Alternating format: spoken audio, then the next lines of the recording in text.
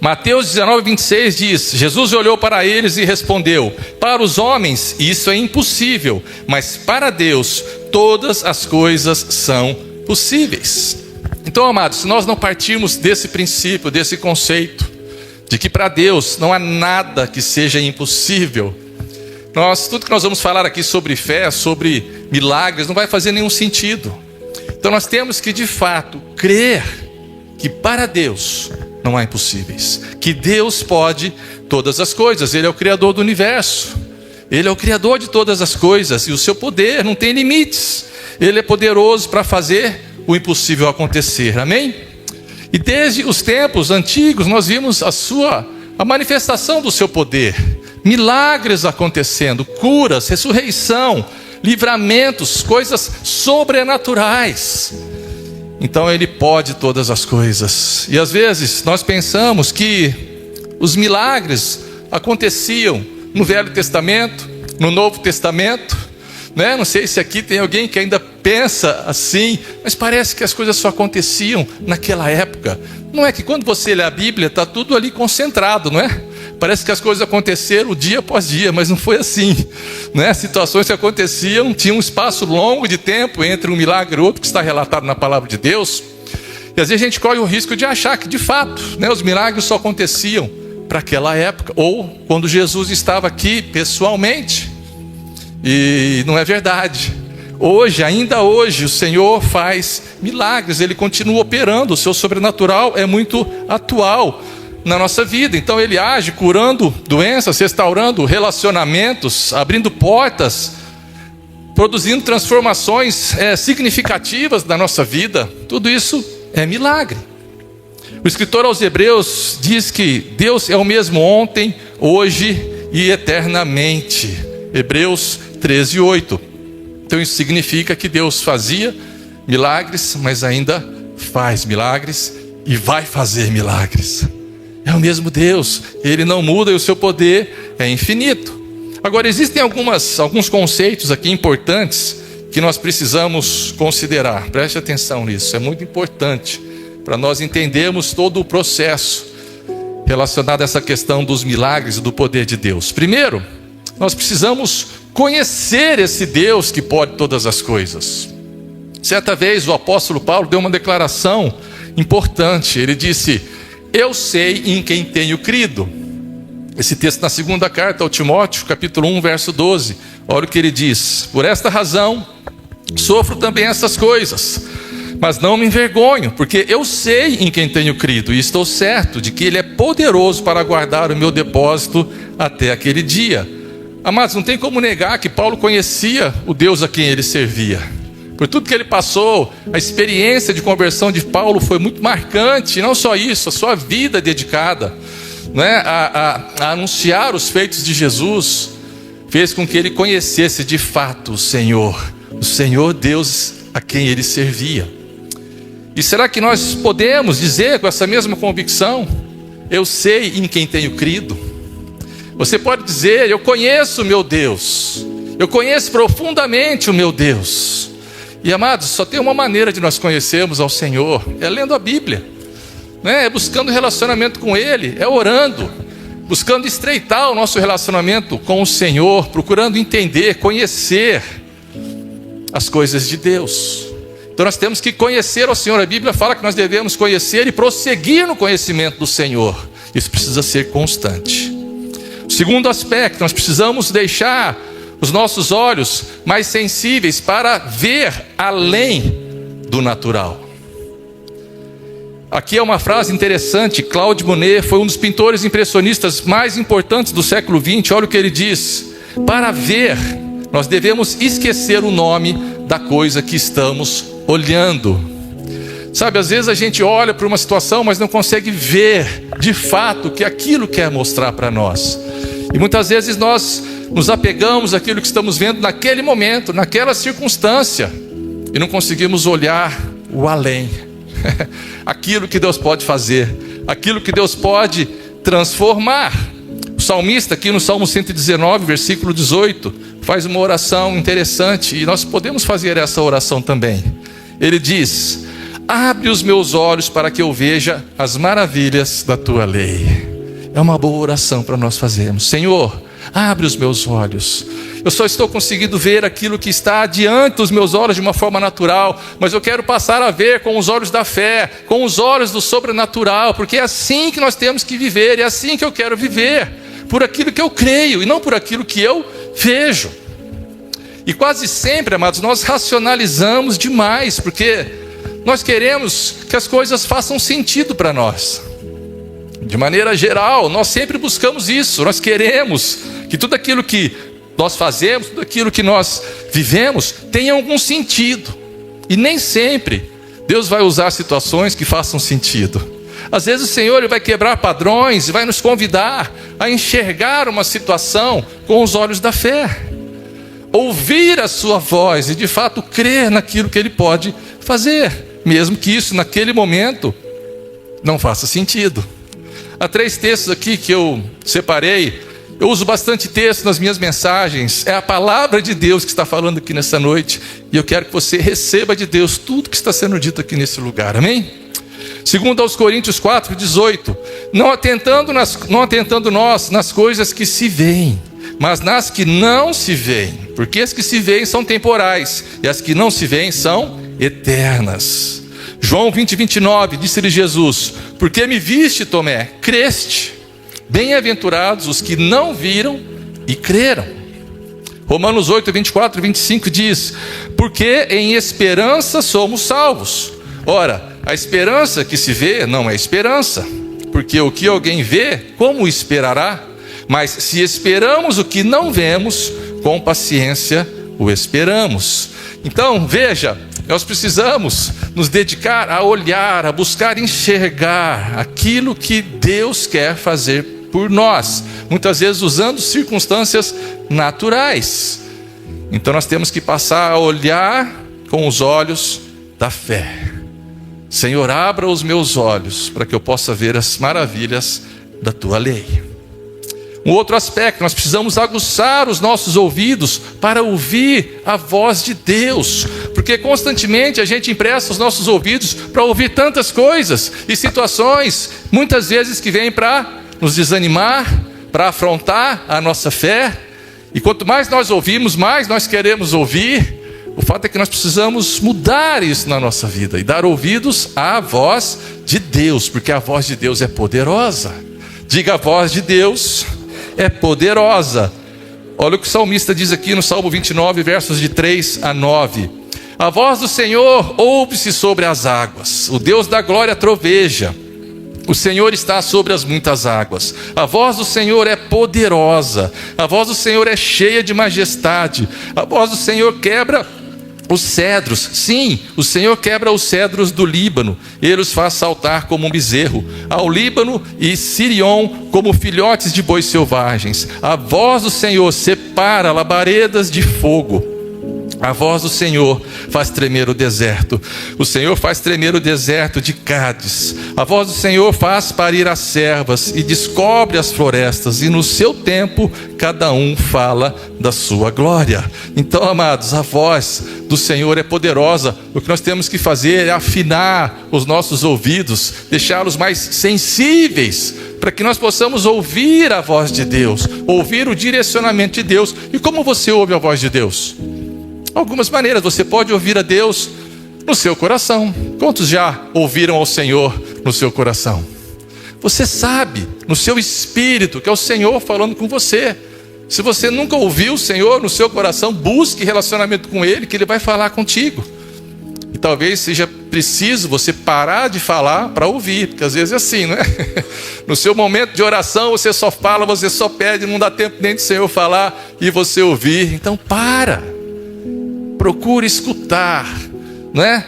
A voz de Deus, através da palavra também, meditando na palavra, através de uma pregação como essa, Deus fala aos nossos corações, e a voz do Senhor é poderosa. Olha aqui, diz: pela voz do Senhor, com uma palavra, Jesus curou o servo do centurião, Mateus 8:5-13, com sua palavra, Jesus curou, libertou de um espírito imundo a filha da mulher cananeia, Mateus 15:20-21, com a sua palavra, Jesus trouxe Lázaro da morte, quando ele diz: vem para fora, Lázaro. João 11, 1,44 está esse texto. Então, com uma palavra, o Senhor pode mudar a nossa vida. Com uma palavra, o Senhor pode realizar um milagre na nossa vida. Então, amados, esteja apto para ouvir a voz de Deus. Ouça agora Deus dizendo para você: não temas, eu te ajudo. Eu te tomo pela tua mão direita. Eu te digo: não temas. Eu estarei contigo todos os dias até a consumação do século. Eu estarei contigo. É a voz de Deus, trazendo promessas, conforto para as nossas vidas. Então, ouça aquilo que Deus tem para falar e tape os ouvidos para aquelas vozes que vêm simplesmente para abalar a nossa fé ou desanimar o nosso coração. Um outro aspecto, e esse também é muito importante, todas as vezes que eu falo sobre fé, sobre milagre, eu faço questão de tocar nesse ponto, porque é muito importante. Parece um contraponto, mas não é. Nós precisamos reconhecer e aceitar a soberania de Deus. A soberania de Deus é inquestionável. Olha o que diz esses dois textos, eles já vão falar por si só. Daniel 4,35 diz: todos os povos da terra são como nada diante dele. Ele age como lhe agrada com os exércitos dos céus e com os habitantes da terra. Ninguém é capaz de resistir à sua mão, nem de dizer-lhe: o que fizeste? Olha esse de Romanos 9, 19 e 20. Mas algum de vocês me dirá: então, por que Deus ainda nos culpa? Pois quem resiste à sua vontade? Mas quem é você, ó homem, para questionar a Deus? Acaso aquilo que é formado pode dizer ao que formou: por que me fizeste assim? Então, amados, esse é um conceito importante. Deus faz ou não faz, se Ele quiser ou se Ele não quiser. E ponto final. Nós não podemos questionar ao Senhor, ou porque Ele fez da maneira como a gente não esperava que Ele fizesse, ou porque Ele não fez. Não tem como nós questionarmos o Senhor se Ele não atendeu um pedido nosso, porque nós temos que entender que Deus é soberano. Ele faz segundo lhe apraz, segundo está no seu coração. O que nós temos que fazer é pedir ao Senhor, é insistir, é levar diante dele as nossas petições, o nosso clamor e crer. Agora a parte de fazer ou não fazer é com Ele, e nós temos que reconhecer. E muito mais do que reconhecer, talvez um pouco mais difícil, é aceitar a soberania de Deus. Amém? Vocês estão quietinhos, por quê? Estou falando rápido, né? Hoje uma irmã chegou de manhã: pastor, fala mais devagar que eu não consegui anotar os textos. Depois você vê lá no YouTube, mas eu falo bem rápido, você vai pegando aí os conceitos, tá bom? Agora, amados, o que é milagre?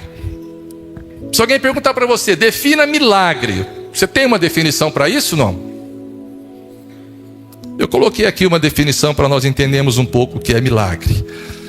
Veja, na Bíblia, milagre é entendido como um evento extraordinário, ou seja, que não acontece toda hora, algo imprevisto e sobrenatural, algo que é inexplicável pelas leis da natureza, que ocorre por uma intervenção direta de Deus, quebrando ou transcendendo as leis naturais que regem o mundo.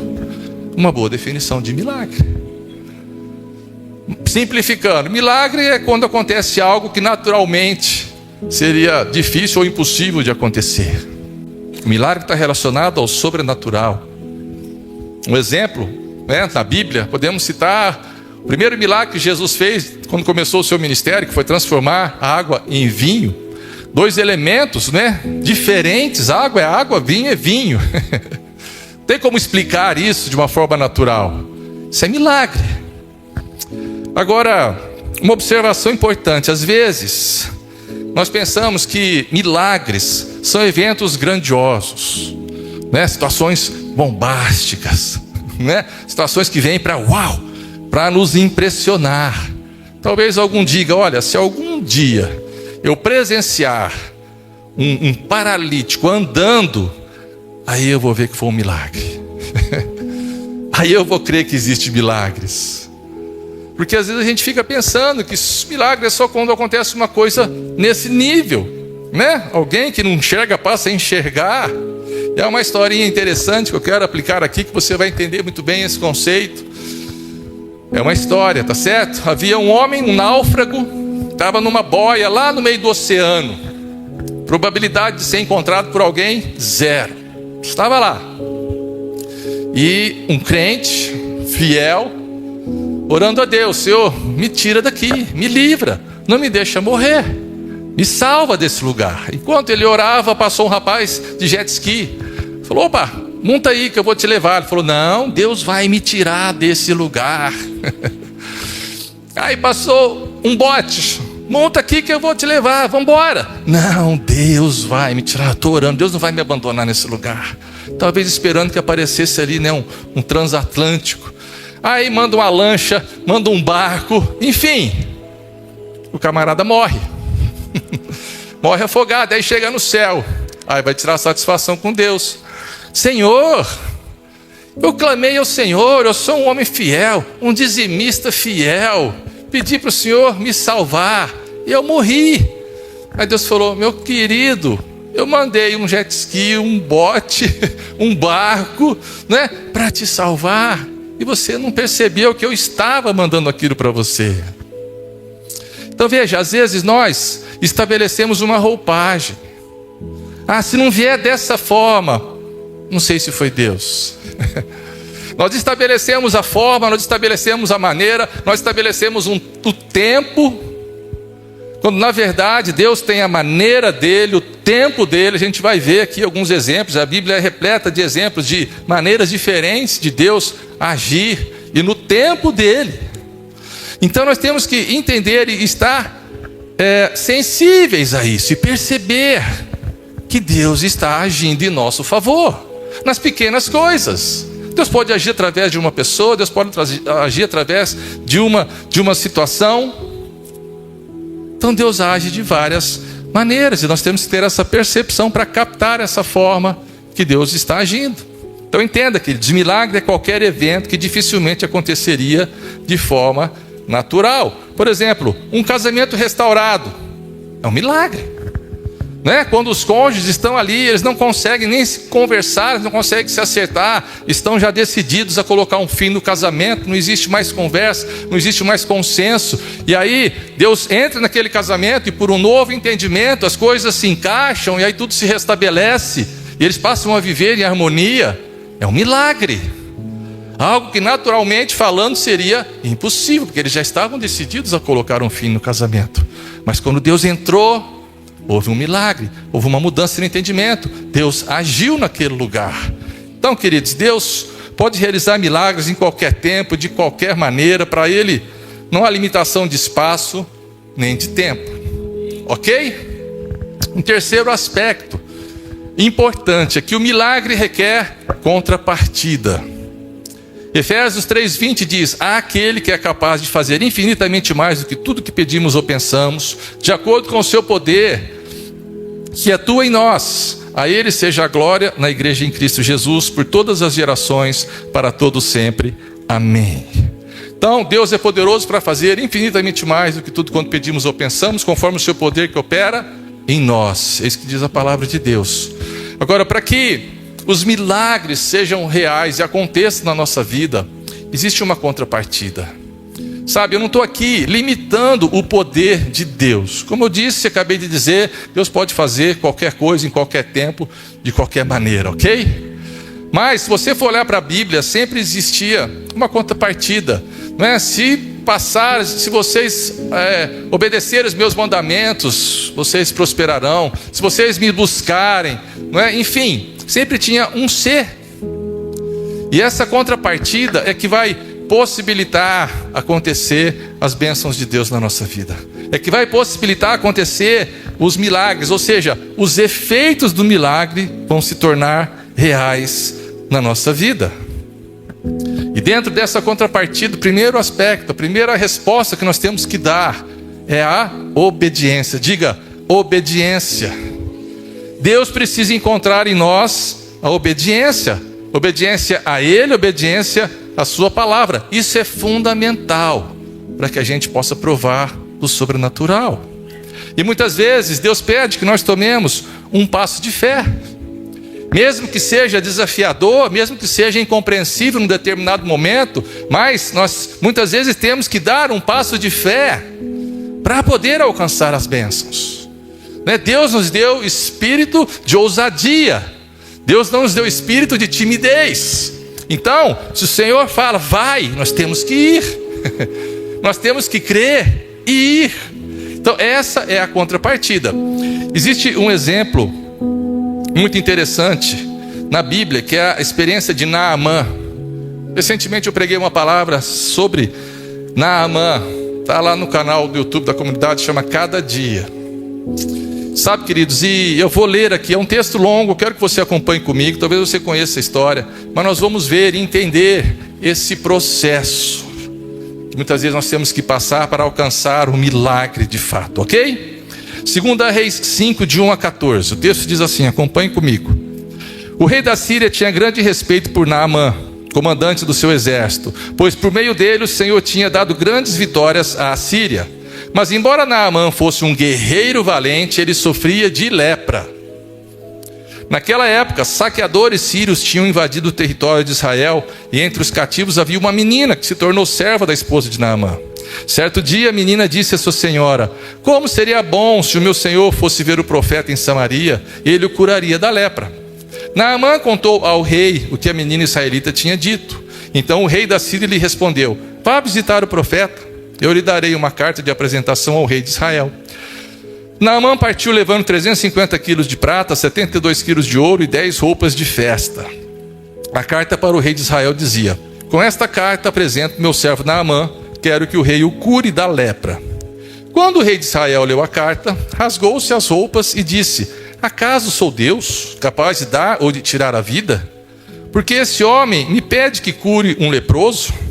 Como vocês podem ver, ele procura um pretexto para nos atacar.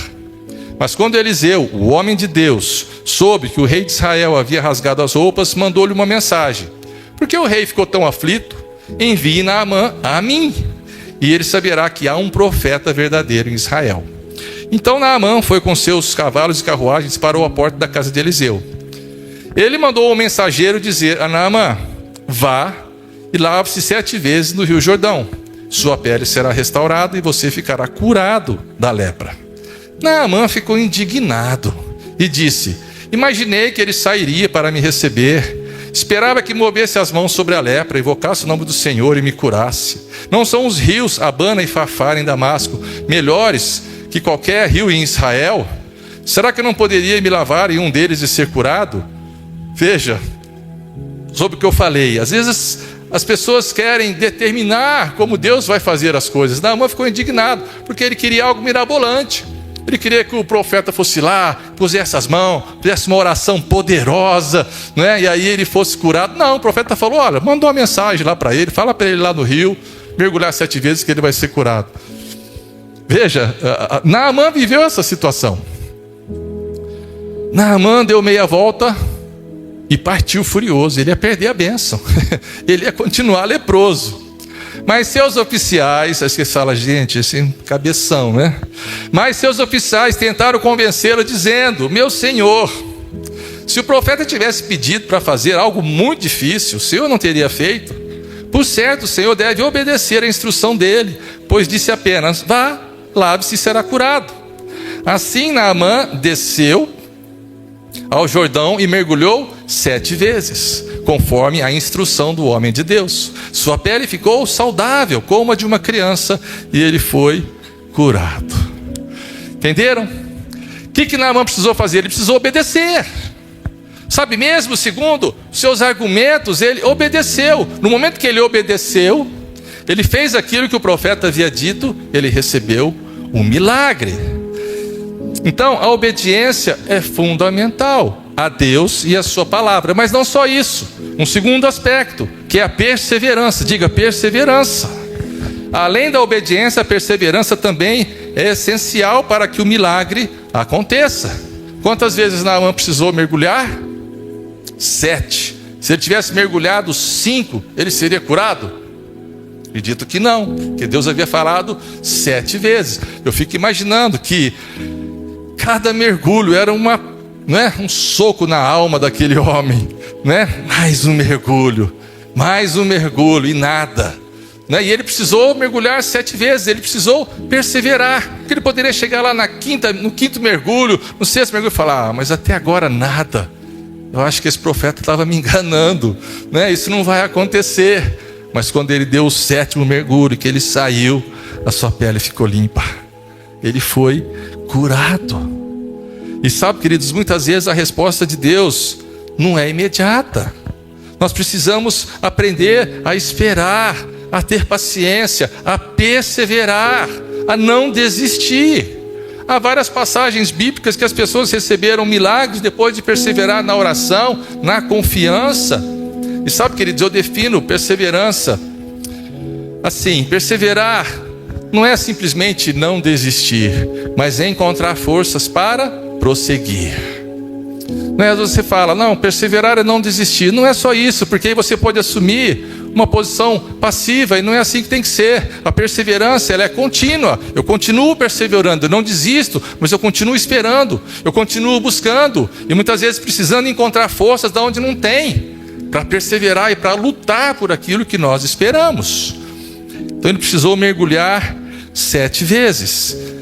E é um texto também que vai exemplificar muito bem isso que eu estou falando.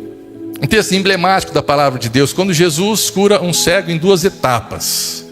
Esse texto está em Marcos 8, 22 a 25. Olha o que diz o texto.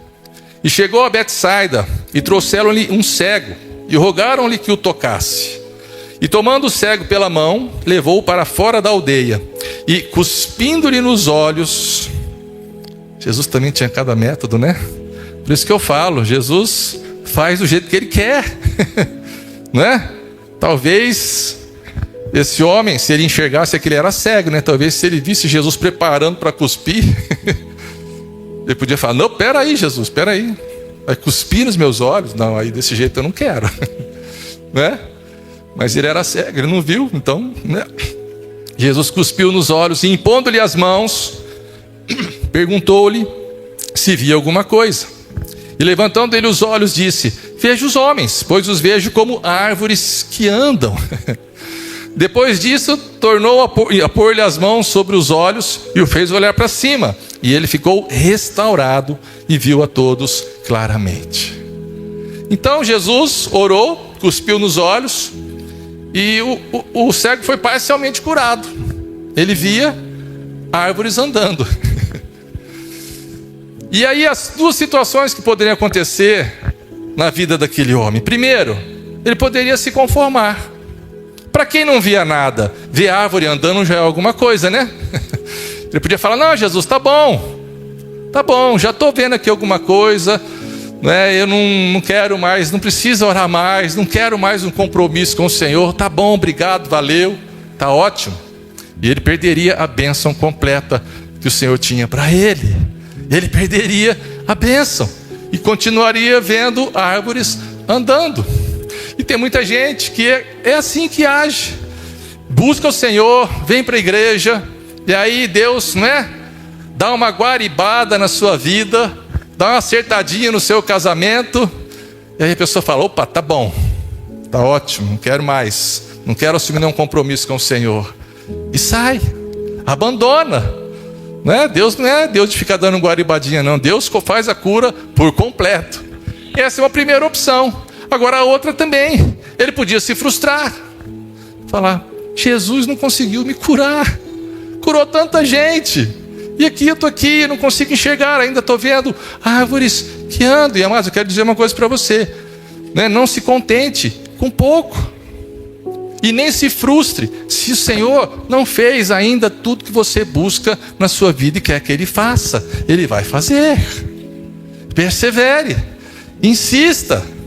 Tem muita gente que se conforma ou que se frustra e fica vendo a árvore andando. Quero dizer uma coisa, amado: se um dia você vê a árvore andando, foge, hein?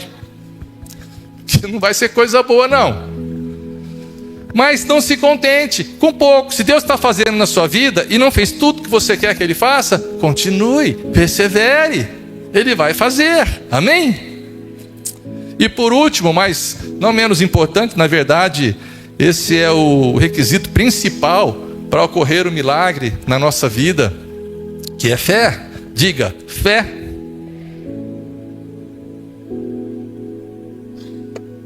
Embora o poder de Deus seja infinito, para o milagre acontecer na nossa vida, Deus precisa encontrar fé no nosso coração. Um texto, Marcos 9:23, diz assim: se você pode, disse Jesus, tudo é possível àquele que crê. Diga, tudo é possível àquele que crê. Então, amados, até agora nós falamos do poder de Deus. Para Deus não há impossíveis. E agora esse texto diz que para aquele que crê também não há impossíveis. Tudo é possível ao que crer. E olha o que diz o escritor aos Hebreus, Hebreus 10, primeira parte do versículo 22. Sendo assim, aproximemo-nos de Deus com o coração sincero e com plena convicção de fé. Então a fé é o canal através do qual o milagre vai acontecer. E a partir desse entendimento de que o Senhor é um Deus abençoador e Ele quer produzir milagres na nossa vida, nós temos que aplicar a nossa fé sobre a sua palavra e crer de fato que Ele existe e que Ele abençoa aqueles que o buscam. Olha o que diz também esse texto de Hebreus 11:6. Ora, sem fé é impossível agradar-lhe, porque é necessário que aquele que se aproxima de Deus creia que Ele existe. Acho que aqui não há dúvida, né? Todos que estão aqui creem que Deus existe. E também que é galardoador dos que o buscam, que é abençoador daqueles que o buscam. Então, amados, entenda, crer que Ele é galardoador daqueles que o buscam é tomar posse da promessa. Tudo que Jesus conquistou na cruz está disponível a nós. Ele levou sobre si as nossas dores, as nossas enfermidades. Dali Ele levou os nossos traumas. O castigo que nos traz a paz estava sobre Jesus. Então a paz Ele já conquistou na cruz do Calvário, está disponível a nós. E de que forma nós vamos tomar posse, reconhecendo de que aquilo que Jesus fez foi para mim. Quando eu leio a Bíblia e vejo tudo aquilo que o Senhor fez, o poder de Deus, e falo, isso que Jesus fez foi para mim, com fé, crendo que aquilo foi para mim, que aquilo foi para você. Quando você lê, tem essa convicção. É assim que nós tomamos posse da promessa pela fé, crendo que aquilo que o Senhor fez foi para nós. E uma fé genuína move o coração de Deus, ela ativa o sobrenatural.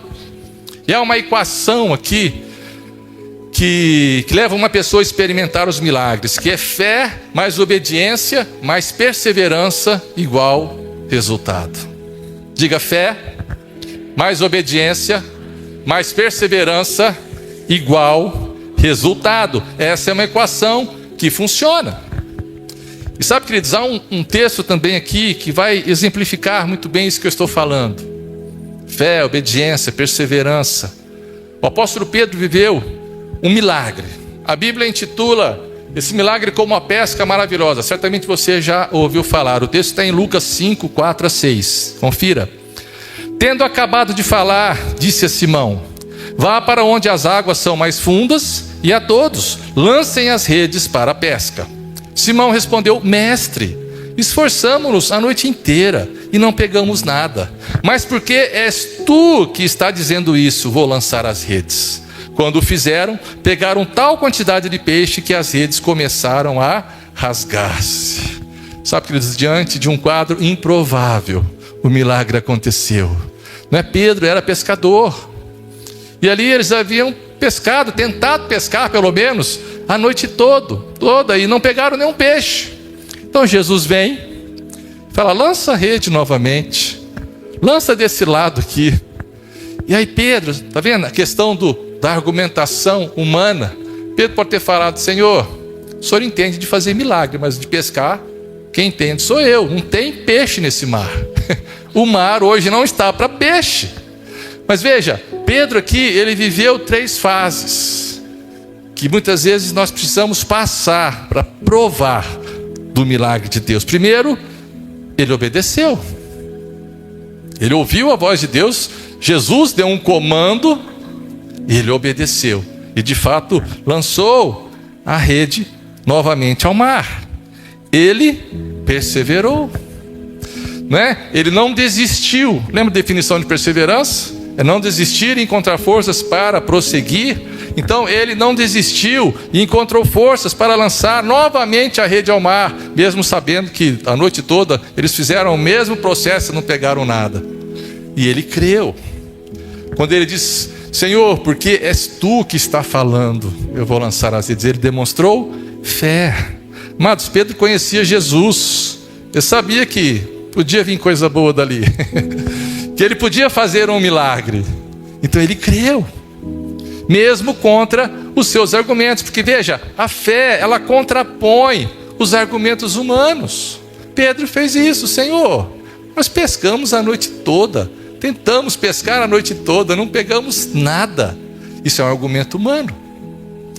E os argumentos humanos, elas contrapõem a fé. Elas impedem de nós provarmos o sobrenatural. Como eu disse, nós racionalizamos, nós queremos que as coisas façam sentido. Pedro poderia ter dito isso: Senhor, não faz sentido jogar a rede mais uma vez. Nós vamos passar vergonha aqui. Lança a rede. Então Deus está dizendo aqui para você nessa noite: lance novamente a rede ao mar. Sabe, não desista daquilo que você quer, que você busca. Persevere, que o Senhor vai fazer, amém? Faça calar a voz da razão para que a fé prevaleça. E sabe, há pelo menos 3 aspectos que envolvem a fé. Preste atenção nisso. Primeiro, fé para a salvação.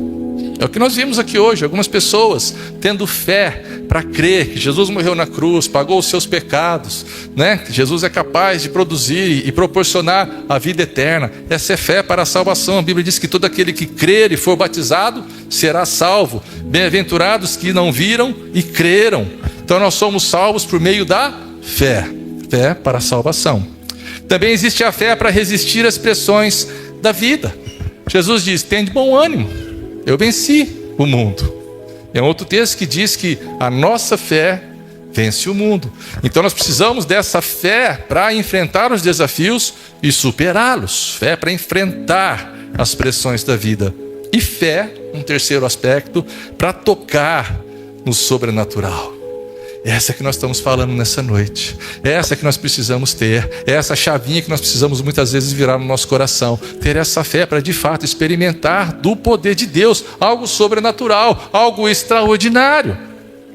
João 14:12 diz: digo-lhes a verdade, aquele que crê em mim fará também as obras que eu tenho realizado. Fará coisas ainda maiores do que estas, porque eu estou indo para o Pai. Então veja, quando nós entendemos e colocamos em prática a definição de fé ali de Hebreus 11:1, que diz que a fé é a certeza das coisas que se esperam e a convicção de fatos que não se veem, não é isso? Quando nós de fato tomamos posse dessa verdade e passamos a viver por isso, nós conseguimos ver aquilo que ainda não existe, ter convicção de que aquilo que nós esperamos que aconteça vai acontecer. Ah, mas isso não acontecer, mas não pode haver dúvida. A dúvida é o oposto da fé. Não existe dúvida e fé, não consegue ocupar a mesma prateleira. Então não podemos duvidar, crer, esperar pelo impossível. Então a nossa fé, ela nos mantém firmes, mesmo diante das circunstâncias, por pior que ela seja, porque ela está relacionada à certeza de que nós temos em Deus, de que aquilo que Ele prometeu vai se cumprir na nossa vida. Então essa definição de Hebreus 11:1 é uma definição clássica de fé, mas com frequência ela se torna muito teórica. Porque diante de uma circunstância nós podemos ter dúvida, nós podemos ter medo, nós podemos questionar, muitos questionamentos vêm à nossa mente, nós podemos agir com frieza nas nossas ações, no nosso coração, e essa fé que nós declaramos que temos se torna uma fé teórica. E o que nós temos que fazer é transformar essa fé teórica em fé prática. E uma fé prática, olha uma definição aqui que eu coloquei. Fé prática ocorre quando nós não tiramos o foco de Deus para colocar o olhar na visão periférica. Nós temos 2 tipos de visão, a visão focal e a visão periférica. E fé é focar em Deus. Vou usar um exemplo aqui para você entender. Pense numa criança, uma criança pequena, que quer aprender a nadar. Talvez foi assim com você, foi assim comigo, não é? Como normalmente acontece, não é? Não sei se vai dar para projetar a foto daquele garoto que eu separei, está na sequência. Acho que não deu, mas normalmente, né, a criança ficava na beira da piscina, não é? Ficava ali. E aí, ah lá, tá vendo? O garotinho olhando para aquela piscina imensa, que nem sempre era tão grande assim, não é? Mas o que a gente sentia? Medo, insegurança. Porque a piscina era grande para nós.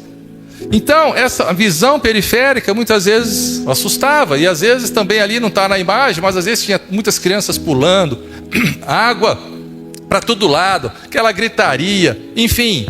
Tudo isso numa visão periférica nos trazia medo e insegurança. Mas o que acontecia? Aí normalmente tinha alguém ali, não é? Mãe ou pai, um irmão mais velho, alguém que estava ali dizendo, vem, não é? Que é a outra foto. Olha lá. A cara do pai, assustado. Às vezes Deus se assusta quando dá uns pulos assim também. Mas é isso que é fé. É focar. É não permitir que a visão periférica fale mais alto. É focar.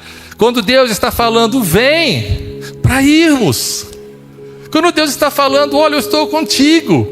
Não vai acontecer nada com você. Pode vir. Não é? Olha lá, e você lembra, né? Às vezes você pulava, você nem molhava os pés, que logo o pai já levantava, né? Você nem mergulhava. Mas isso foi para exemplificar como nós temos que agir com fé. Se Deus está falando, vai. Eu te abençoo, vai. Mas agora só se Deus falar, tá certo? Tem muita gente pulando, sem ouvir Deus, e pode se dar mal. Mas se você ouvir a voz de Deus, as promessas de Deus forem reais na sua vida, haja com fé, foque no poder de Deus, sabe? Há muita visão periférica, muitas coisas que são direcionadas aos nossos ouvidos. Nós vemos muitas coisas que podem abalar a nossa fé, podem comprometer a nossa fé. Então, não se preocupe com o periférico e foque no poder de Deus, amém? E a fé prática, ela nos permite sustentarmos uma linguagem positiva. Isso fala de testemunho. Existem dois tipos de pessoa. Isso eu estou falando nós, como filhos de Deus e homens e mulheres de fé. Tá certo? Que tipo de pessoa é você? Chega alguém do seu lado e fala, olha, eu estou passando uma situação muito difícil. Talvez uma enfermidade, né? Estou enfrentando uma enfermidade muito difícil. E você olha para ela e fala... Ah, essa enfermidade aí, falei, olha, eu conheci alguém com a mesma situação, demorou muito. Você é desse tipo de pessoa? Você é daquela pessoa que fala, o que é que você tem? Não, mas isso aí para Deus não é nada, né? Deus pode te curar, Deus é poderoso. Olha, se você conhecesse alguém, conheça alguém com o mesmo problema, Deus curou. E certamente vai se curar, vamos orar. Então isso é uma fé prática. Nós sustentamos uma linguagem positiva, né, que leva as pessoas a crer também. Isso é testemunho. E a fé prática também nos faz com que nós não sejamos consumidos pelas pressões da vida, né? Isso fala de edificação pessoal, isso fala de resiliência. A fé nos torna resilientes. Você sabe o que é resiliência? A física explica isso, é quando um material passa por uma pressão muito forte e ela consegue sair daquela pressão da mesma maneira como entrou e às vezes até melhor. E quando nós aplicamos isso ao nosso conceito espiritual de fé, essa resiliência que é produzida pela fé faz com que a gente passe pela pressão, passe pela dificuldade, passe pela luta e não seja sucumbido por ela, não seja consumido por ela, e conseguimos sair e superar essa situação e talvez saímos melhor, mais fortalecidos na nossa fé. Isso é resiliência, e a fé produz isso em nós. Amém? E um quarto e último ponto, o propósito do milagre. O milagre tem um propósito. O primeiro propósito do milagre é testemunho. Os milagres têm o propósito de revelar a soberania de Deus, demonstrar a sua autoridade, trazer benefícios ao povo e levar as pessoas a crerem no seu poder. Então os milagres, eles fortalecem a fé dos crentes e também manifestam o poder de Deus àquelas pessoas que ainda estão céticas, que precisam ter um encontro com o Senhor, com esse Deus Todo-Poderoso. E quando nós falamos da ação de Deus, isso é testemunho. As pessoas são levadas a conhecer do poder de Deus. Então, testemunho ao propósito do milagre. Amém, queridos?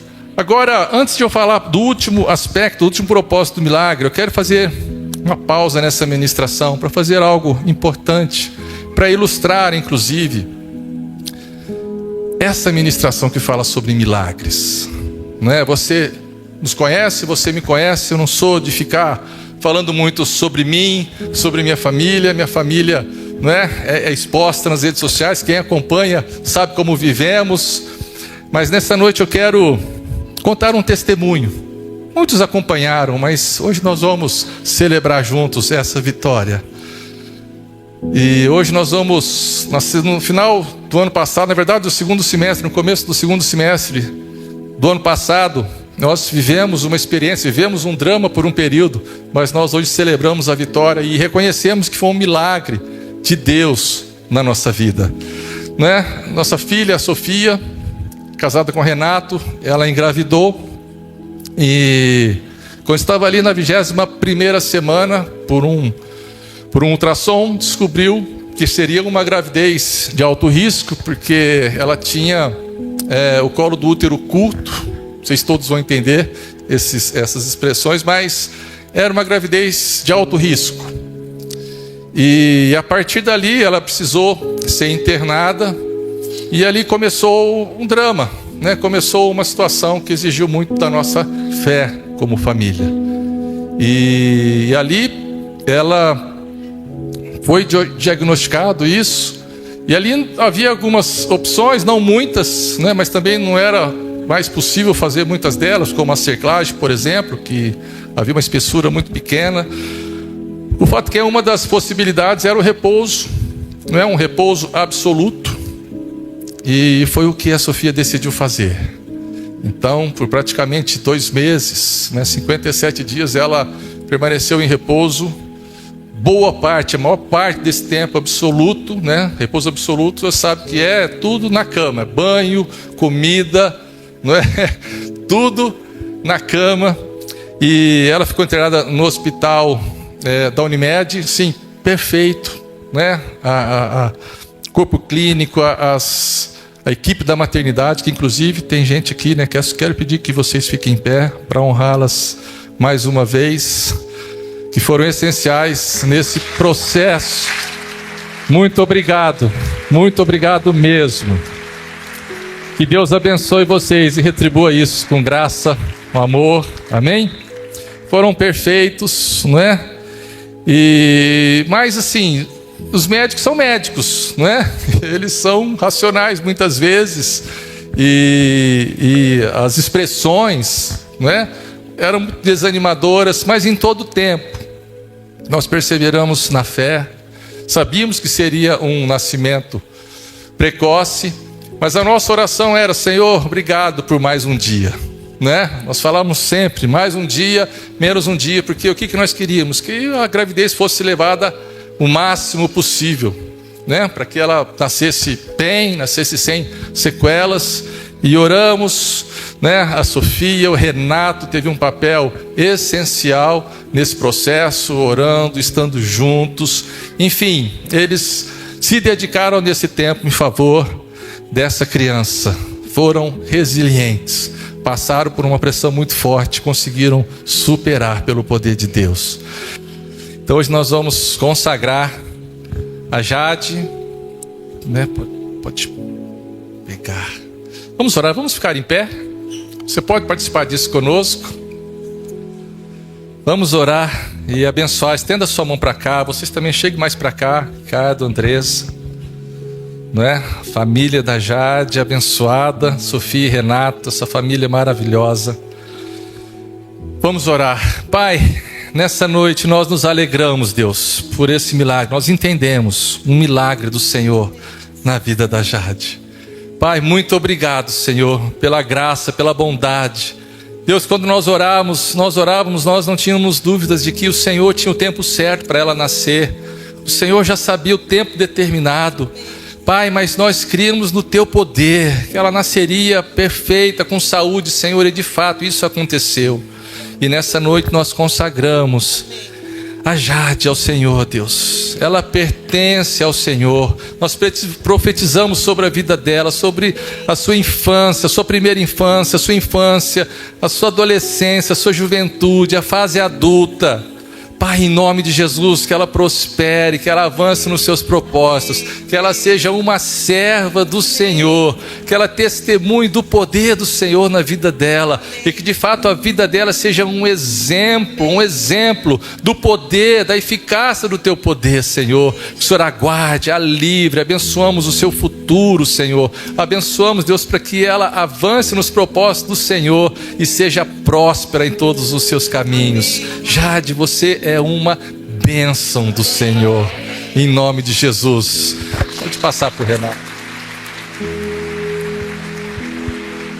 Senhor, nós te apresentamos e consagramos a Jade ao Senhor, para glorificar ao Teu santo nome, porque o Senhor é um Deus de poder. Seja engrandecido nessa noite, em nome de Jesus. Amém? Deus abençoe Sofia, Renato. É isso mesmo, né? Entregando a Jade para o Senhor, para que ela de fato cumpra os propósitos de Deus. Que Deus abençoe vocês, continue dando força, graça, que agora é uma outra etapa, né? É uma outra etapa, mas Deus é com vocês. Andresa, Ricardo, obrigado também, essenciais nesse processo. Minha amada Josi também. Amados, que bom que você se alegra conosco. Pode sentar. E o segundo propósito, já estou caminhando para o final, os músicos podem subir aqui. O propósito do milagre é glorificar a Deus. Amados, tudo é dele, tudo é por ele, tudo é para ele. Tudo. Romanos 11:36 diz isso, diz: porque dele, por ele e para ele são todas as coisas. A ele seja a glória para sempre. Amém. Sabe, os milagres não são apenas para o nosso benefício pessoal, mas principalmente é para glorificar a Deus. Deus precisa ser glorificado, Deus precisa ser exaltado, e nós damos toda a glória a Ele, porque Ele esteve no controle de tudo em todo o tempo. E quando Deus realiza um milagre, Ele se revela como o Todo-Poderoso e chama as pessoas também a reconhecer a sua majestade, o seu poder, a sua grandeza. Então, o milagre é a manifestação da bondade, do poder de Deus, e deve nos levar a esse reconhecimento profundo e nos levar a uma adoração profunda e uma vida de gratidão. É para isso que servem os milagres de Deus. Um último texto que eu quero ler para vocês, Lucas 17, 11, 19. Aqui diz que 10 leprosos foram curados e apenas um voltou para glorificar. Diz assim o texto: a caminho de Jerusalém, Jesus passou pela divisa entre Samaria e Galiléia. Ao entrar num povoado, 10 leprosos dirigiam-se a ele. Ficaram a certa distância e gritaram em alta voz: Jesus, mestre, tem piedade de nós. Ao vê-los, ele disse: vão mostrar-se aos sacerdotes. Enquanto eles iam, olha só, outra forma de Jesus. Ele falou: vai, se mostra aos sacerdotes. E enquanto eles iam, eles foram curados. Eles foram purificados. Um deles, quando viu que estava curado, voltou, louvando a Deus em alta voz. Prostrou-se aos pés de Jesus e lhe agradeceu. Este era samaritano. Jesus perguntou: não foram purificados todos os 10? Onde estão os outros 9? Não se achou nenhum que voltasse e desse louvor a Deus, a não ser esse estrangeiro? Então ele lhe disse: levante-se e vá, a tua fé o salvou. Sabe, queridos, nós demonstramos gratidão a Deus quando nós reconhecemos algo que nós já alcançamos. Agora, quando nós agradecemos a Deus por aquilo que ainda nós não alcançamos, nós demonstramos fé. Sabe, a maior evidência de fé que nós podemos ter é já agradecer por aquilo que ainda nós não recebemos, porque nós estamos firmados naquela certeza de que Deus vai fazer, então nós já agradecemos ao Senhor. Você entende assim? Então agradeça. Se você espera o Senhor, já agradeça ao Senhor. Fala: Senhor, muito obrigado por isso, porque eu sei que o Senhor vai fazer. Eu tenho fé que o Senhor vai fazer. Amados, e nessa noite eu quero orar para que de fato essa palavra possa produzir algo nos nossos corações, mas que o Senhor possa produzir algo novo nas nossas vidas. Talvez você tenha milagres, situações difíceis para apresentar diante de Deus. Nós vamos fazer isso nessa noite. Quero pedir que você fique em pé. Sabe, queridos, essa é a proposta de Deus para você nessa noite. Se você tem algo, não precisa ser algo, espetacular. Talvez você tenha um desejo diante de Deus e que até agora você não conseguiu, ou você intercede por uma pessoa que tem uma situação difícil para enfrentar. Nessa noite nós vamos colocar diante de Deus. Amém? Esse é o nosso Deus, um Deus de milagres, um Deus que ainda faz milagres. Pai, em nome de Jesus, eu oro para que essa palavra entre nos nossos corações e produza a revelação do Teu Espírito, que nós possamos sair aqui com a nossa fé aguçada, crendo no Teu poder, crendo que de fato não há impossíveis para o Senhor, crendo de fato que a todo aquele que crê, nada também é impossível, Senhor. Eu oro agora para que haja milagres no meio do Teu povo. Pai, eu oro, Espírito Santo, passe agora e sonde cada coração aqui nesse lugar. O Senhor conhece, Senhor, os pedidos, as necessidades. Eu oro, Senhor, para que o Senhor atenda, que o Senhor abrevie o tempo, Senhor, e que de fato os milagres aconteçam. Pai, que haja cura nesse lugar, que haja cura física, Senhor, da cabeça aos pés, tudo aquilo que está doente, tudo aquilo que está enfermo. Nós olhamos para a cruz de Cristo agora e declaramos cura sobre essas pessoas, cura física, cura emocional. Livra da ansiedade, livra da depressão, Pai, livra da culpa, Senhor. Nós sejamos curados nessa noite para glorificar o Teu santo nome. Pai, em nome de Jesus, liberta aquele que está preso ao vício.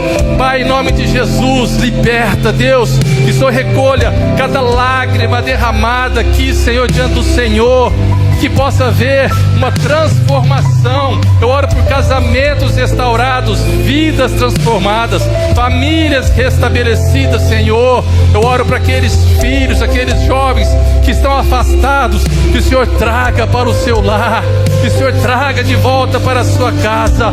Pai, em nome de Jesus, eu oro, Senhor, para que cada pensamento, cada pedido agora, cada necessidade seja entregue ao Senhor nesse momento, e que o Senhor de fato libere a bênção, Senhor, que haja milagres nesse lugar. Amado, agora diga ao Senhor a sua necessidade, expresse a Ele. Eu sei que você já fez isso, você está orando, mas diga, abre a sua boca e fala: Senhor, eu preciso disso na minha vida, eu preciso de uma intervenção do Senhor na minha vida. Até agora eu tentei da minha maneira, mas a partir de agora eu te entrego, Senhor, e peço: faça da sua maneira, faça o que o Senhor quiser, mas faça, Senhor, porque eu creio no Teu poder, eu creio na eficácia do Teu poder, Senhor. Pai, em nome de Jesus, recebe, Senhor, recebe cada oração, Senhor, e estende a sua mão, em nome de Jesus, em nome de Jesus. É assim que nós oramos, porque é assim que nós cremos, em nome de Jesus. Amém? Comece a agradecer a Deus por esse milagre. Dê um passo de fé, agradeça a Deus, mesmo que as coisas ainda visivelmente não aconteceram, mas pela fé agradeça: Senhor, muito obrigado porque eu já tomo posse disso, porque eu creio que o Senhor vai fazer isso na minha vida. Muito obrigado, Senhor, em nome de Jesus. Amém? Creia, não permita que nada tire essa fé do seu coração. Persevere, permaneça obediente à palavra de Deus. Não desista daquilo que você quer, daquilo que você busca, porque Deus vai fazer em nome de Jesus, amém? E logo você vai estar aqui testemunhando também do poder de Deus. Amém, igreja? Glória a Deus. Levanta as suas mãos assim e abençoar a sua vida. Que o amor de Deus Pai, a graça, o perdão, a bondade de seu Filho Jesus, as consolações e o poder do Espírito Santo seja com vocês todos os dias até a consumação dos séculos, em nome de Jesus. Amém? Você recebe? Seja abençoado. Tenha uma semana cheia da presença de Deus. Tenha uma semana de milagres na sua vida, em nome de Jesus. Amém? Deus abençoe. Deus abençoe.